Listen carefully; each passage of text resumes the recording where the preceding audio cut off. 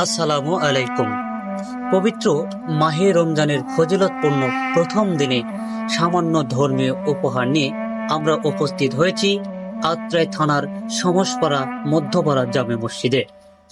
সাথে আছেন আত্রাই থানার মানবিক ডিএসবি অফিসার সহ আমার বন্ধুবর্গ। আমরা আজকে এই প্রথম মাহে রমজানে ভালো কাজের উদ্যোগ নিয়েছি। সেই উদ্যোগের মধ্য দিয়ে টুপি ও তসবি মুসল্লিদের মাঝে বিতরণ করেছি। পবিত্র রমজানের মাসে ভালো কাজের উদ্যোগ নেওয়ার জন্য আপনাদেরকে আহ্বান করে যাচ্ছি। আমরা যেন ভালো কাজ করতে পারি, তার জন্য আপনাদের সহযোগিতা কামনা করি। পবিত্র মাহে রমজান মাসে সকলের সুস্থতা কামনা করছি।